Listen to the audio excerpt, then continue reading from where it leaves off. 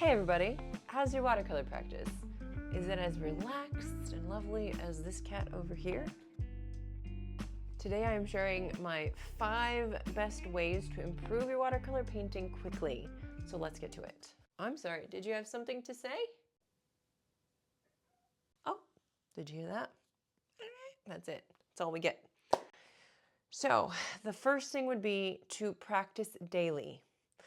Now, if you don't have a bunch of time, just try to spend 5 minutes.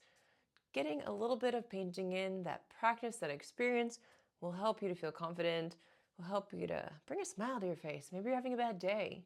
You just need to get out there and paint. Don't make it stringent though. I mean, don't make it a thing where it's like stressful if you don't get it done. The point here is that you decide on a time that's going to work for you. So say it's in the evening after you get back from work. You're relaxing, all cool and all shooting some b-ball outside. Sorry. You are just kind of closing your eyes, taking a little nap. Maybe you don't have time for that. Maybe you do. But you decide, well, before dinner, I'm going to spend 5 minutes and I'm just going to paint whatever. It could be little blobs on your paper towels. It could be little circles and squares and basic shapes. It could be a huge floral composition based on what you would like to do. I promise you, you probably will spend more than 5 minutes if you have more than 5 minutes to spend.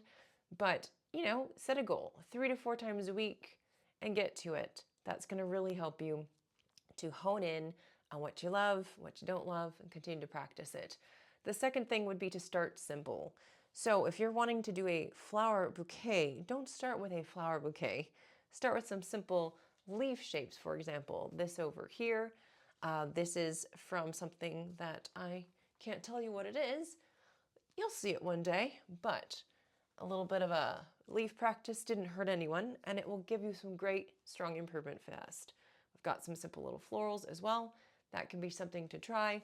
Just start with the basics. Simple is good. It'll help you start to get that muscle memory, start to warm up your hands, your eyeballs, starting to look for things that you love and that you want to continue to do. Start adding in more flowers, a few more leaves, until you build up to larger paper. You want to start with the smaller paper too. Sometimes it's helpful, and then you can gradually go up, because a big sheet of paper can feel very intimidating, but a small sheet of paper, not so much. All right, I guess Peaches is done. Bye-bye, Peaches. So my third thing to do is to find reference photos of something that you like. Yes, I always say classically Pinterest, pinning the things that you want to learn, that you want to emulate. Can someone please help me with my cat? She's insane. I wonder what she would sound like if I put a microphone on her. Anyway, so reference photos, was that what I was saying? Right. So if you have magazines, you can go ahead and clip those out and put them on a board or like glue them on something to help you, to remind you what you want to practice. I think that can be a great way to find inspiration and actually sit down and paint the things that you really love that attract you. So the next thing, the fourth thing, right? Is it 4 now? Is it doesn't matter how your painting turns out. So remind yourself of that. If it turns out to be all crazy and whatever, remind yourself it was a fun practice. You sat down, you showed up, you did the work, and the brain needs to remind itself of these things. Otherwise, it's going to stress out and be frustrated when the results aren't exactly what it wants it to be. Tell yourself it's practice, it's improvement. That's what you're looking for. Little bits here and there create a more proficient you. And that's it. That's not it. There's one more tip, but that's it for that part. The mindset must be there to relax, let go, take a breath, take a breather. If you find yourself with your 5-minute practice, you're getting really stressed out, walk away. You don't have to finish it now. You can finish in 5 minutes or in 5 days. It's up to you. But the consistency, being there, showing up, super helpful, super important. Tip number 5 is to try different things, okay? So if you're painting flowers like myself, I do a lot of flowers, as you can see in the back. Maybe you want to pick up a reference photo for a landscape sometime. Maybe landscape is too big picture, So you just decide to paint a tree or 10 trees.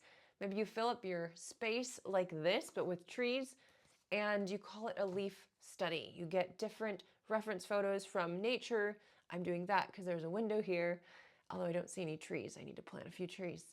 Anyway, maybe you get reference photos from a walk that you go on, or you go to Pinterest again or Google and you find different shapes. Just look at the shapes, play with watercolor. Maybe you take a pen and you create some outlines first, whatever you need to do. Enjoy the process and know that every time you sit down and you show up, you get a little better. It's pretty great. Pat yourself on the back, if I can reach, on the back, and just have fun and play. I think above and beyond all of this, I want you to have a positive mindset that this is supposed to be fun and it's playful. It's a relaxing time where you get to do something for yourself. You're not saying yes to your boss or to your children. Say yes to your boss and your children when you need to do that, of course, but this is your time for you to learn skills that you've been wanting to learn. And hopefully, in the process of that, you find joy and happiness and some peace and less anxiety and less perfectionism. And maybe at the end of it all, you'll learn to like yourself a little bit better. You'll learn to apply that calm state of being to other areas in your life.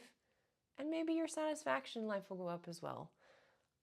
The whole idea of this is that you set aside time.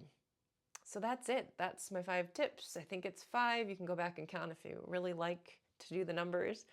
But I'm so excited you showed up today, and thank you for painting. If you like this video, please give it a like. It lets the algorithm and other people know that we're having a good time over here. And if you'd like to watch another video, watch this one next. It's all about the one thing you need to stop doing now to improve your watercolor painting. All right, guys, happy painting, happy mental health, and I'll see you guys soon. Bye.